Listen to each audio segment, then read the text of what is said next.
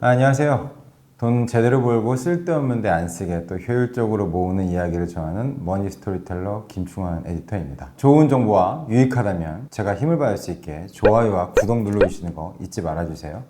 오늘은 한창 핫했죠. 주택 임대차 보호법에 대해서 알아보려고 합니다. 2020년 7월 30일 국회에 통과한 데 이어서 7월 31일 국무회의를 통과하면서 이날부터 시행이 됐죠. 정치적인 것과 정치적인 것들이 맞닿으면서 정말 많은 말들과 불만과 함께 많은 분들이 연멸을 하고 있는 게 사실입니다. 많이 다루고는 있지만 좀 더 이해하기 쉽게 오늘은 정리해 보려고 합니다. 자, 임대차 3법은 전월세 신고제, 전월세 상한제, 계약갱신 청구권제 등을 핵심으로 하는 주택임대차 보호법 개정안과 부동산 거래 신고 등에 관한 법률 개정안을 말합니다. 첫 번째로 전월세 신고제를 얘기해 볼게요. 임대인과 임차인 간의 주택 임대차, 전월세죠. 계약 때 임대계약 당사자, 보증금, 임대료, 임대기간, 계약금 및 중도금과 잔금 납부일 등의 계약사항을 30일 이내에 시, 군, 구청에 신고하도록 되어 있는 것인데요. 그간 임대사업에서 여러 일들이 일어났잖아요. 가장 빈번한 이슈가 물론 그러고 싶지 않으셨겠지만 어쨌든 보증금을 돌려받지 못하거나 의뢰 자세로 항상 거주해온 임차자들의 차등받는 부분들이 일례일 겁니다. 이러한 문제를 보완하고자 하는 목적으로 전월세 신고제를 도입하게 된 건데요. 임대차 계약 시 한 달 이내에 등록을 만약 변경 사항이 생길 시 임대인이 진행, 임대 계약 후 임대인의 본인의 권리 보호를 위해서라도 확정일자를 받아야 합니다. 전월세 신고제는 2021년 시행될 예정이에요. 현재까지는 직접 확정일자를 받았어야 되잖아요. 근데 이제 전월세 신고제가 시행이 되면 임차인이 따로 신고하지 않아도 그 권리를 받을 수 있게 되었습니다.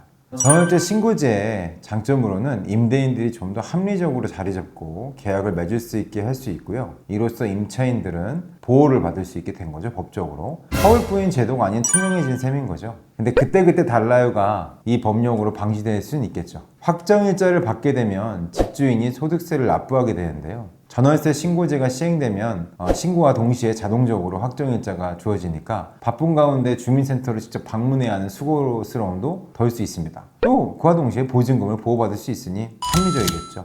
자, 두 번째입니다. 전월세 상한제인데요. 세입자의 전월세 계약 기간을 4년간 보장을 하고 전월세 인상폭을 5%로 제한하는 내용이 주를 이루고 있습니다. 집이 없는 우리 일반 서민들 입장에서는 와, 좋은 것 같다 라고 하지만 반면 본의 아니게 증여나 이런 거 받으시면서 1가구 2주택이 돼서 이렇게 주셨던 분들 같은 경우에는 뭐냐 이렇게 될 수도 있으시겠죠. 이거는 시시비비를 가를 내용은 아닌 것 같습니다. 전세 세입자들이 계약 만료 후에도 원할 경우에 2년 더 살던 집에서 거주할 수 있게 된다는 거죠. 계약갱신 시 전세보증금 임대폭을 최대 5%로 제한되는 겁니다. 국토교통부에 따르면 상반기 전월세 거래량은 전국 112만 6,261건으로 전세는 66만 9,862건, 월세는 45만 6,435건입니다. 아파트 월세 비중은 전년 대비로 따지면 0.2%가 증가했고요. 아파트 외주택, 단독주택 이런 것들이겠죠. 0.4%가 증가했다고 하니까 0.2? 0.4? 이거 별로 안 오른 거 아니야? 이렇게 하겠지만 그렇지 않습니다. 전체 물량이 많으니까요. 그런데 여기서 전세 인상폭 5%는 알겠는데 월세 5%는 어떻게 계산해? 이렇게 질문할 수 있으실 거예요. 공식은 이렇습니다.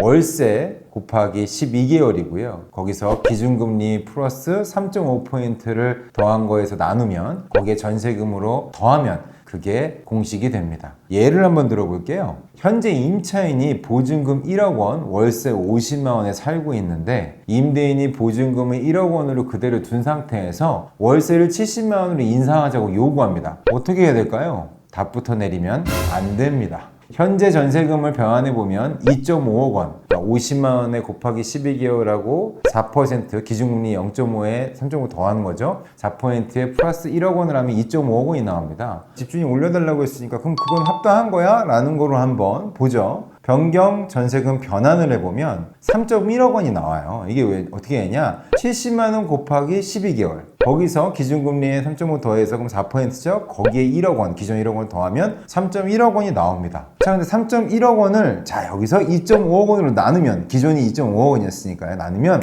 24% 증액한 걸로 산출이 되죠? 그러면 뭐예요? 5% 이상 올리지 말라고 했는데 5% 이상이니까 안 되는 거죠. 그래서 임대인 입장에서는 월세는 약 41,600원까지는 인상이 가능합니다. 이 계산은 아래 텍스트로 나오니까 한번 참조하시면 되실 것 같고요. 자, 그래서 결론적으로는 어떻게 됩니까? 5% 인상폭에 대한 부분들을 또 집주인께서는 지키셔야 되고 또 보장받을 수 있는 하나의 제도가 생겨났다라고 이해하시면 됩니다. 세 번째는 계약 갱신 청구권입니다. 이게 보통 쓰는 용어가 아니어서 좀 어려울 수 있긴 하지만요. 뜯어보면 다 이해하기 쉽습니다. 계약 갱신 청구권은요. 임차인이 희망하는 경우에 1회 계약을 갱신을 청구할 수 있는 권리를 얘기해요. 뭐냐면 보통 우리 전세가 2년이잖아요. 2년을 살고 딱 갱신을 이제 하는 거죠. 그때 나 더 살게. 우린 보통 그때는 어떻게 해요?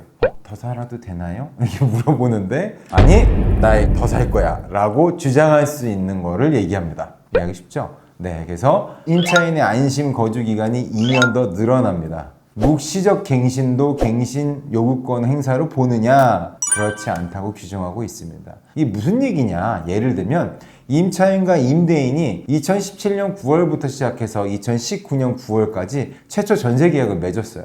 묵시적으로 2019년 9월부터 2021년 9월까지 갱신된 경우겠죠. 그러면 자동으로 그냥 살게 된 거죠. 임차인은 임대인에게 대하여 계약갱신 요구권을 행사를 가능하단 말입니다. 그러니까 살고 있는 와중에 나 갱신할게. 이거 가능하다는 얘기죠. 이와 동시에 법 시행 시 잔존기간만 있으면 모두 갱신 요구를 할 수 있는 거냐? 이렇게 물어보시는데요. 네, 가능합니다. 기존 계약의 연수 상관없이 1회에 2년의 갱신권을 부여합니다. 다만 계약 기간이 1개월 이상 남아 있어야 된다는 거, 이 점은 잊으시면 안 됩니다. 우기시면 안 돼요.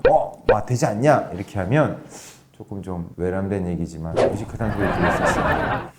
그리고 한 가지. 계약 갱신 청구권을 행사하지 못하는 경우가 있어요. 이해될 수 있는 내용인데요. 뭐냐면 이 경우가 집주인이 나 이제 그 집 들어가 살게 이렇게 하는 거예요. 내 집이니까. 또는 그 집주인 임대인의 직계 존비속, 뭐 부모님이나 이렇게 살 수 있잖아요. 실거주를 할 경우에는 나오셔야 됩니다.